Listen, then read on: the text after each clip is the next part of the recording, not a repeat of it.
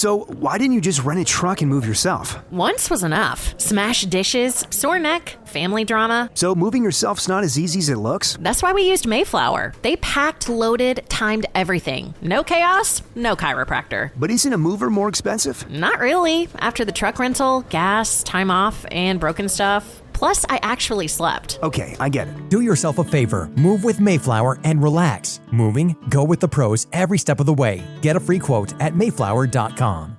You're right, mate. Just before we get into the show, just wanted to thank you for listening to the show. I wanted to remind you that there's a Patreon if you want to, chuck us a couple of quid as a little thank you, or, as a little bit of, make the show better. Here's £3. Well, it's up to you, There's also a Redbubble if you fancy some t-shirts in that. There's one with Mothman with his cock out. There's one with Mothman without his cock out. And there's a load of the taxidermy stuff now on t-shirts and quotes from other people that they've said to me online and that when they've been giving me abuse. I'll let you get into the show. You alright? I'm the world around you, and this is Pause for Thought on Threshold FM. Sadistic, well-rehearsed, wildly suicidal narcissists. Of course, this week we're talking all about dentists. Can you trust them? Men and women that have spent 5 years honing a craft that many deem to be worthless. There's no one more in your face than your average dentist. They spend their days, inflicting pain on people, hold a disdain for the elderly, and daily make weak, innocent children cry. But why did he do it? Is it just to lay down a woman's top? Is it to stare at men's balls as they lie on the chair? Or is it because they really, really like teeth? They just seem like a really difficult person to trust, innit? Like, they spend all day talking to people but don't actually want a response. They might as well be stand-up comics, innit? Like, maybe they're all failed stand-ups who struggled at both aspects of the job. Like, because as a dentist, you don't really stand for very long, and the 7 minutes is literally like pulling teeth. So could the push of podcasting be engineered by real doctors and actual healthcare professionals to try and rid the world of dentists? Could this be where the suicidal tendencies come from? A life imprisoned in a newly renovated house with a co-worker that hates your very existence? Because, we all know that like a dental nurse just wants to become a dentist, but that dentist is going to be ego-tripping all day because they finally have a lackey of their very own. With inventions like gum disease, tooth decay and gingivitis, it's hard to believe in these masked crusaders. But to understand why they want to play around with people's mouths, we've got to understand teeth. Why do we just have spare teeth? And why are our adult teeth already residing inside a child's head? Is this a genetic mishap, or could it be why children are actually able to perceive more of reality in the ways of ghosts and invisible friends? Well, there is some evidence to this because one world-famous invisible being, like an entity if you like, literally stops interacting with children once they've lost half their teeth. And that obviously is the Tooth Fairy, a character that introduces a child to the concept of selling their own body for money. A factor that a lot of parents seem to overlook. A lot of conservative people would suggest that the parents are to blame for their older teenage children selling pictures of their bumholes on OnlyFans, but I'm inclined to agree. If they weren't indoctrinating their children to sell pieces of themselves for money, then maybe we would still have a ready stream of free pornography still. Like, there's a conspiracy in it. I know it's got very little to do with teeth, but do you think that the sort of the great wipe, if you like, from Pornhub was of a lot of amateur porn was because OnlyFans was on its way? Maybe it's owned by the same people. Like, maybe. Like, who knows? Anyway, though, let's have a song and then we'll get into teeth and dentists. Actually, what we'll do is we'll have the remix of Freddie Gibbs' Thuggin' with Madlib that I promised you last week. Think about that Tooth Fairy again, though, because it's a potentially interdimensional being that collects the teeth of children. Could the Tooth Fairy be a friendly interdimensional being, or could they actually be the dodgiest of all interdimensional beings? Because, they dress up in a frock and a wig, and then they float about in your child's bedroom. Then, what makes it even weirder is that they collect the teeth of the kid. So, what did he do with them teeth? I put it to you, dear listener, that they collect these teeth to sell on the shadow black market to other ethereal beings. The lazy ones, or the ones whose parents wanted them to be hunters, but instead, they grew up to be Bigfoots and they've spent eternity preventing alien abductions rather than harvesting the sadness of humans from all around the world.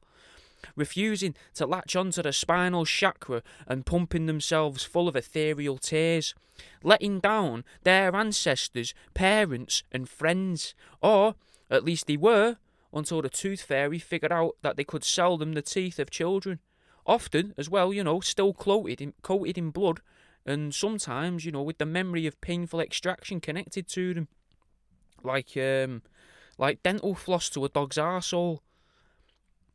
Now, what if floss itself is a scam? Because think about it, think about floss. Why would dentists ever want to promote healthy teeth? Surely they make more money by removing your teeth. I know some of you might think, well, they can earn more over a longer period of time. But realistically, with such an alleged high suicide rate, dentists don't really have the time to play the long game. So I put it to you that the dentists have all teamed up to bring us tooth floss, a surefire way, if used correctly, to expose more surface area of a tooth to the elements and therefore rot it quicker and more effectively. When you want to wash your body, you don't split the toes, do you, or separate your fingers out when you're having a shower, because you want to conserve soap and, save the environment. An environment that is constantly put under threat by the Colgate keepers of oral hygiene by telling us to brush our teeth for 2 minutes twice a day, which, on average, means we're sending 2,184 gallons of water down the plug hole to its watery grave. Water contaminated with so-called gingivitis, plaque, and possibly even flakes of human enamel, which, if you actually look up how much water that is, that's enough to fill 3 or 4 good-sized jacuzzis. And that's water that you pretty much bathe in with your neighbours and your children, and sometimes your neighbours' children if you live in like a commune, I guess. And in that water there, you've got shit particles and all sorts in a jacuzzi bath, but we don't wash that water down the grid after we've used it once, do we? We keep it in there to use it again and again. But that we don't use that on our teeth, I guess, but it's still touching our bodies and that, body's a temple and all that, but not if you're bathing with your fucking friends. But anyway, that water, that 2,184 gallons of water, that's only one person. Imagine in the average household, which, according to national statistics, is home to 2.4 people. But, since we're living in the fucking real world and not the land of make-believe, let's imagine that 0.4 of a person is actually a complete whole person who also, washes their teeth. That's 6,552 gallons of water a year wasted. And if you listen to climate fanatics, that's 6,552 gallons of water that we're depriving from the polar bears. Water that could be better used for cleaning a car, wet t-shirt contests, or water fights, dependent on your age group. One thing I find weird, is how it's so easy to believe that dentists could be spies or something, though, because if you think about, like, I like to bring in a bit of etymology, etymology, where words come from and that. So think about incisor, sounds a lot like insider. Whilst, you've also got molars, which sound a lot like moles, which is yet another term for spies. But who are the dentists spying for? Like, molar also kind of sounds like molac. It's only really one letter difference in a slightly different order. Maybe even in the same order, just without an R and a K. I don't know how you would spell molac. I'm not overly sure how you spell molar. I'm guessing it's MOLAR, but I might be wrong. Anyway, could the molac moles who are involved with molars, could they be working for the secret societies that run the world? Is that why, they spend so long at universities to become a dentist? All they really have to do is learn what order the teeth sit in. And I reckon that's what, with the drinking at uni, that's a year at most in it to learn the order of teeth. Then you learn how to replace one, which is going to be, like a year and a half to learn how to swap a tooth out for the tooth with a fucking listening device inside. That's going to be easy. Let's say a year and a half, because you might have to share the equipment and peer assess each other kind of thing. And then you've got like a few months left for exams and that, because you've been studying throughout it, because you're at uni, you're taking your future into your own hands. So what are these other 2 years for? Now, dear listener, I put it to you that those 2 years are spent schmoozing with other influential people that will shape our society. Politicians, psychiatrists, lawyers, and business academics, all making unspeakable, unbreakable bonds amongst themselves through ritualistic practices, meaning they can never speak of their meetings or of their mutual acquaintances.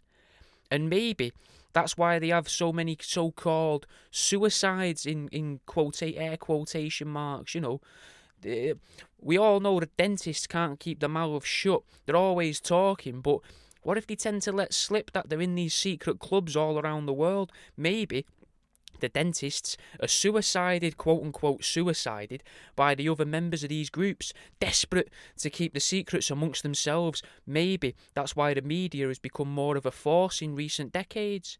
Maybe they started bringing in journalists and the odd statistician. It's an hard word, statistician, so that they can massage the suicide rates and promote the idea that dentists top themselves more regularly, so that no one ever suspects the worshippers of ancient deities, and instead think it's just because they spend their time fingering one of the least fun holes to finger on a human body. It's something that, unfortunately, though, we may never know.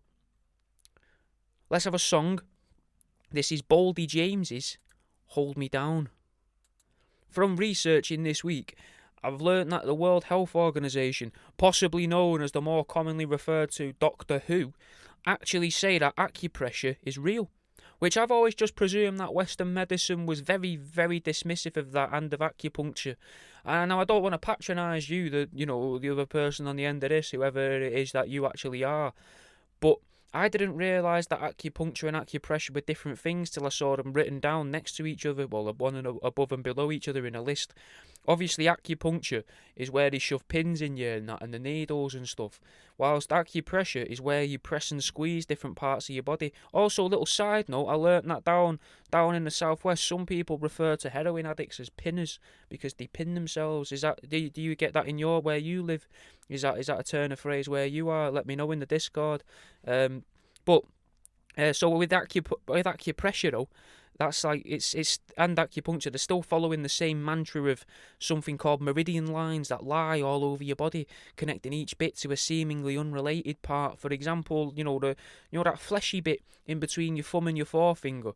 Apparently, if you squeeze there a bit, that can be if you get your other thumb and forefinger on there, and if that's been squoze recently, apparently that can be good for relieving toothache.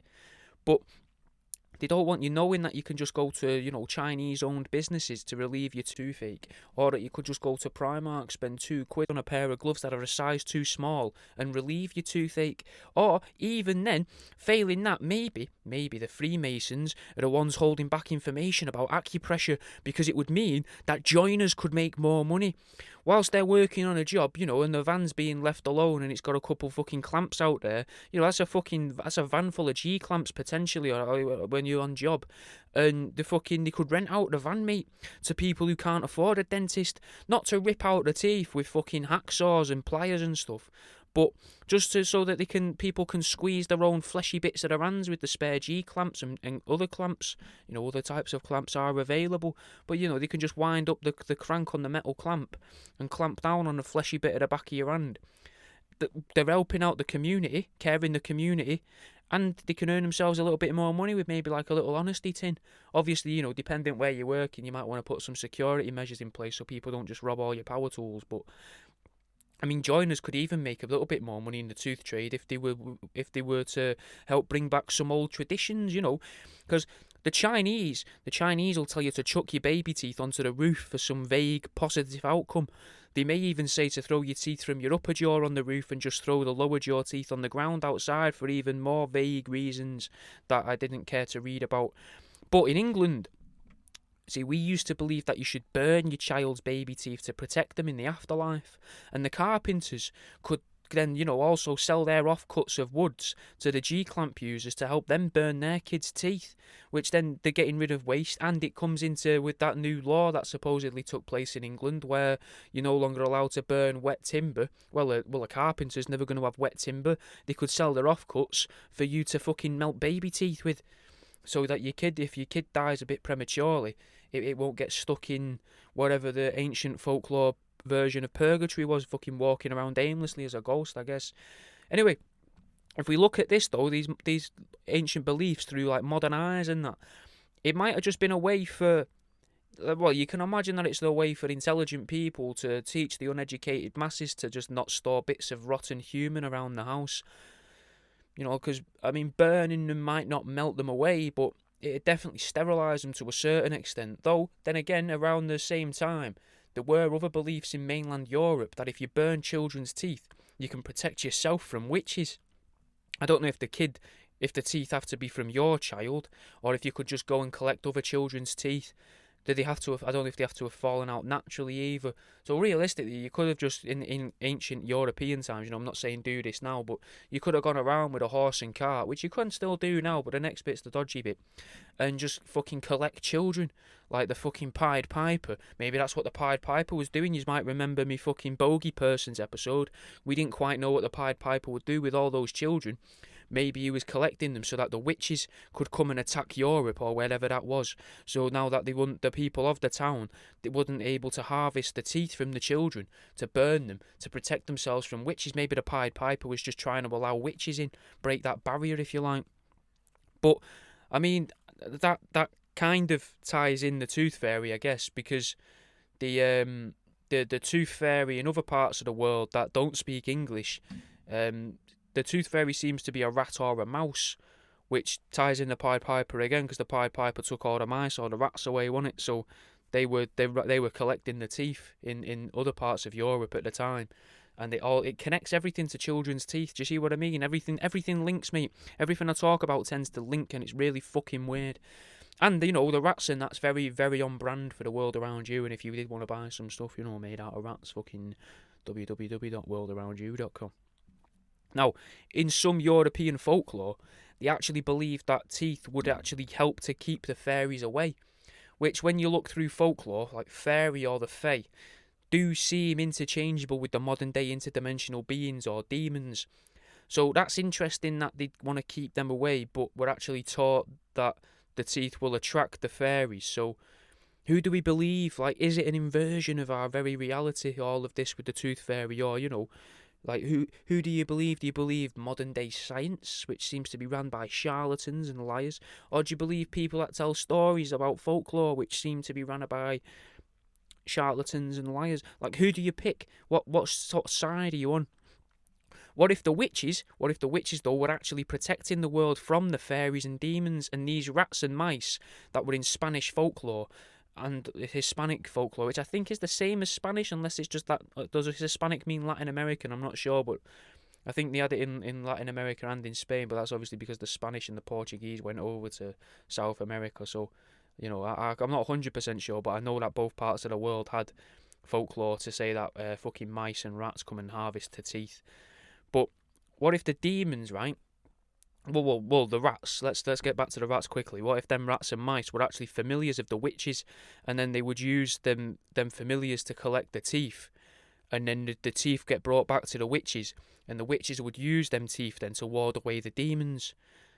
But what if the demons have already taken over Western civilization? Maybe the demons, as we know them, are responsible for sugar. Because, a lot of history around sugar production and that is pretty evil, innit? But then if you look at the effect sugar has on teeth, it becomes even seedier. Sugar destroys teeth, rots them from the inside out once it's rotted the outside of them. So by making everyone lose their teeth, that means they have no inbuilt protection against the fairies or the interdimensional beings. Then you go to the dentist and they give them a scraping as well to remove what they call plaque. But what if plaque is actually just a residue that demons leave in your mouth at night time, but the barrier made by teeth protects your body from being taken over by demons? The dentist will occasionally damage your teeth as well, hoping, that they can get away with it. And I remember watching this documentary years ago about this woman that had had some tooth surgery, and then she could hear voices afterwards and pick up radio stations just in her head, which, I mean, that seems pretty suspicious, isn't it? Maybe the dentists are also putting listening devices inside the fillings, because, I mean, it would make sense, wouldn't it? Maybe that explains why everything is now sugar-free and why sugar is being used less and less in newer products. We're told it's, for better health, but what if it's just because everyone is now buying smart house devices and smartphones and mobile phones? So now you no longer need to put aerials and listening devices into people's teeth. Maybe, and though that, them listening devices in your teeth, mate, the aerials in there, I don't know if you remember this, but maybe that would explain why, the fobs for car doors, for electric doors on cars, locking mechanisms and alarms and that. Maybe that's why they used to work better when you'd hold them by your face. If you held them out at arm's length, they didn't really work. Put it next to your brain, mate, and it fucking locks your car, doesn't it, even if the battery's low? Could it have something to do with that? Maybe the fillings would amplify the signal. I mean, this isn't all made up, though, this distrust of dentists. Because I when I was younger, I was about 16, I remember allowing a student dentist to do a filling. They asked me, would you mind if the student did it? I said, do they know what they're doing? They said, yeah, they'll be fine. So I said, yeah, all right then. And then within a fortnight, I was having a filling put in. I'm not a proud man, I'll tell you. I've not got great teeth. But she did a filling. This dentist lady, or dentist trainee dentist lady. I hope she's not a dentist now. She was shit at her job. She was shit at it then. She's probably shit at it now. Within a fortnight, right, my tooth had got all infected, and my gum was really infected. It fucking hurt, man. I've never known pain like it. And this led to then the proper dentist removing that tooth, like root canal, and replacing it with a gold tooth. Now, luckily, it's at the back of my mouth and that, so it's not too noticeable. But they were still trying to charge me though at the time for a white tooth, whilst the gold one was free.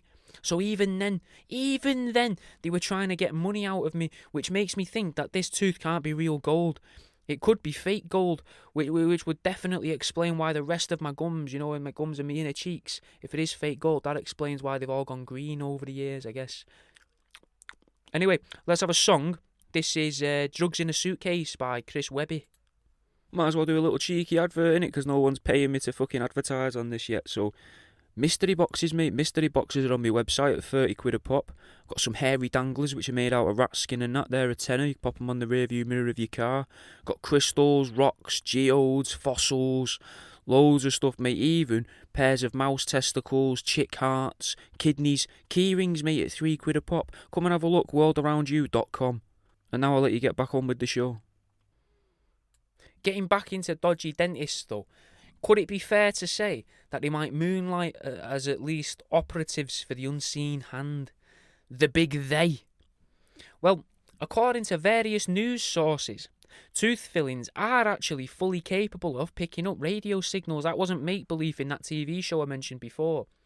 And back in the day, how do we know they weren't purposely driving people mental by whispering into their teeth? Oh, Tick-Bitty Dave's going to come and get you. Tick-Bitty Dave's here. Tick-Bitty Dave's here. Sir, me teeth keep talking to me. Shut up, no they don't. My name is Tick-Bitty Dave. But they're all Tick-Bitty Dave. And Tick-Bitty Dave's going to come and get you. Because even the fucking thought of a stranger whispering into a tooth is pretty freaky. It doesn't have to be coming actually from your mouth.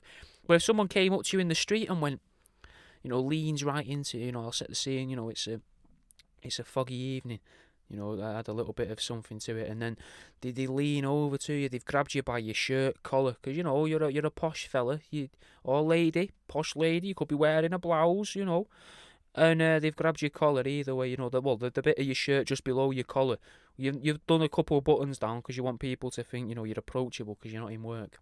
And they lean into you and go, excuse me, mate, or, if you're a lady, excuse me, love, come here a minute, and you go over to them because, you think, oh, I like the look of them, and they just lean in, and you think, oh, they're going to kiss me, oof, where's this come from?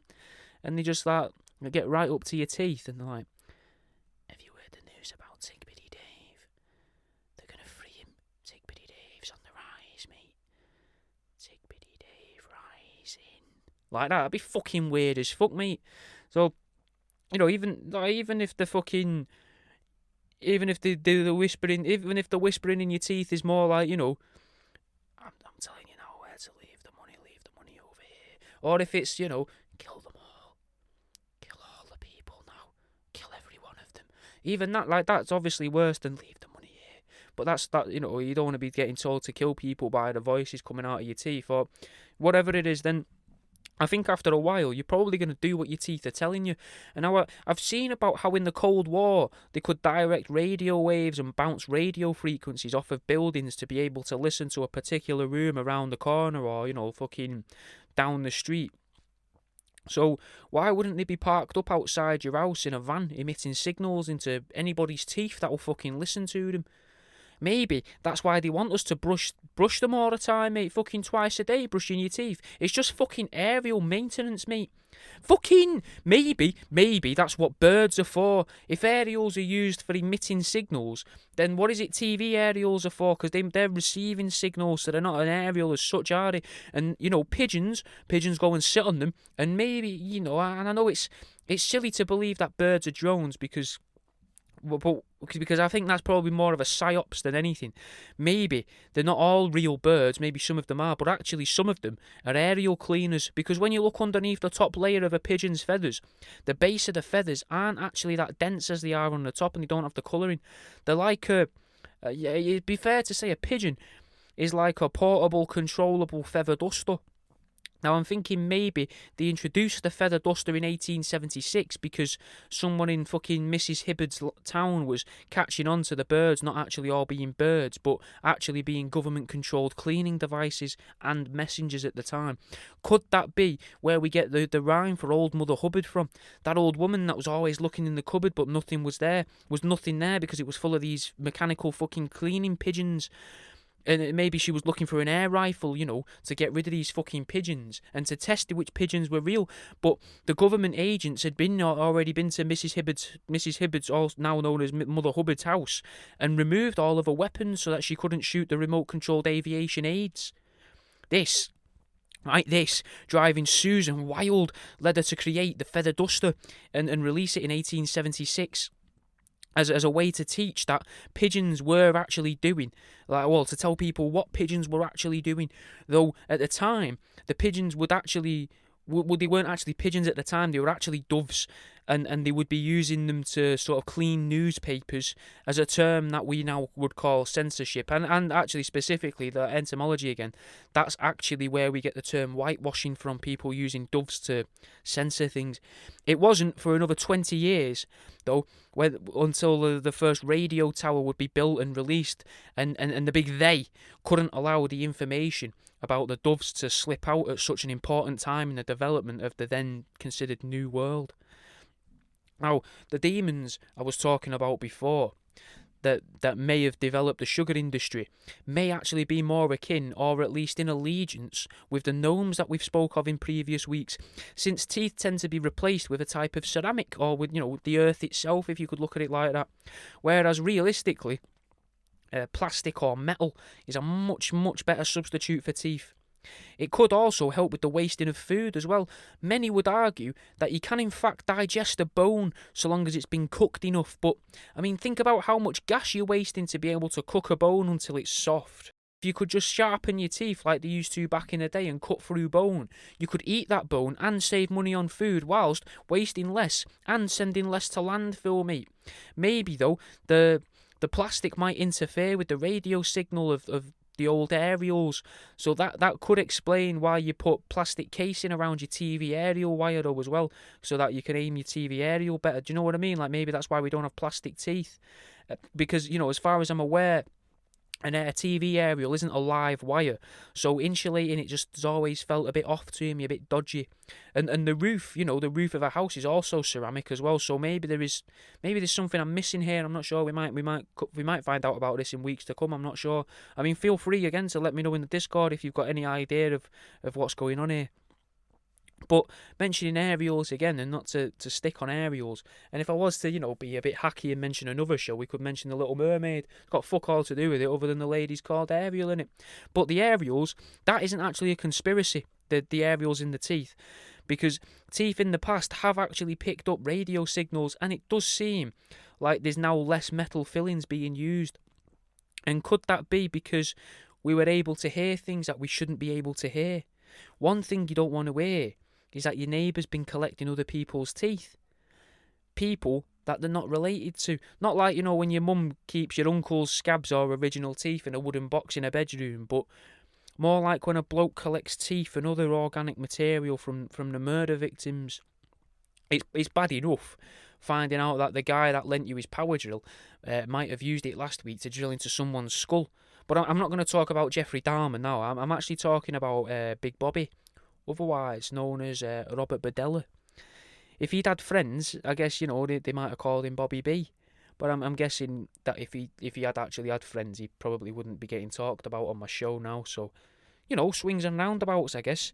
Well, he did kind of have friends, but they were mostly people he would coerce into needing him in their lives. He'd take in drug addicts and petty criminals and male prostitutes and stuff like that. And he said that he was trying to help them turn their lives around, and maybe he was trying because he was a member of his local neighbourhood association, the local neighbourhood watch, head curtain twitcher, if you like. Though I think it's fair to say though he was probably an eye twitcher as well. He seemed to do a really good job of making it seem like the lights were on, but realistically they were dimmed. They were dimmed right down. But that doesn't mean that he was dim.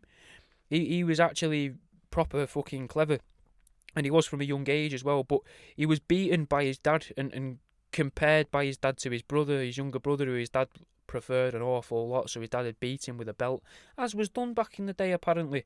Now, he was looked down on by his dad as well because he wasn't that good at sports, and he wasn't really into sports and that, and he had a weird relationship with everyone that he seemed to know as well, which is probably caused by being fucking getting a belt round your head from your dad, I would have thought. And teachers as well said that he was difficult to teach, and he was usually the butt of the classroom bullies' jokes and their fists, the receiving end of a punch, from bullies in the classroom. So, not the greatest start in life, which is, perfect for making a serial killer, I guess. Now, Bobby B's dad, we'll be friendly. He's because he's dead. I think we can get away with that. His dad died on Christmas Day one year, and having been very religious, because his dad came from Italy, they were devout Catholics, and he'd been very religious. This disenfranchised him somewhat with religion and all faiths. Now, he did have pen pals all around the world as well, who taught him about their cultures.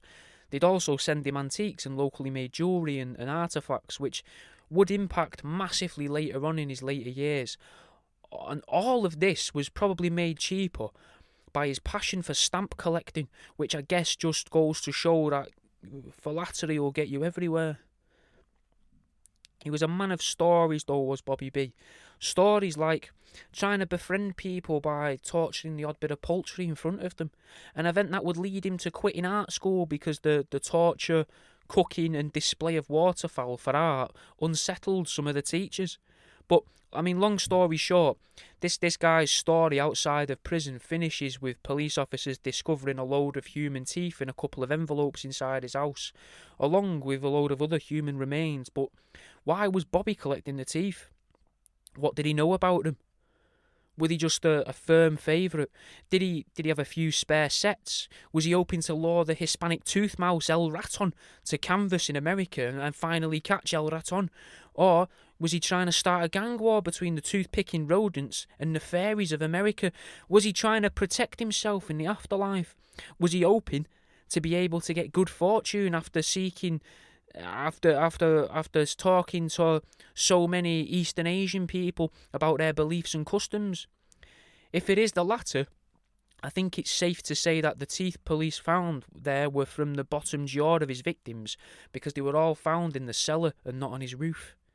But we'll learn more about the collector next week, because that's all we've got time for this week, guys.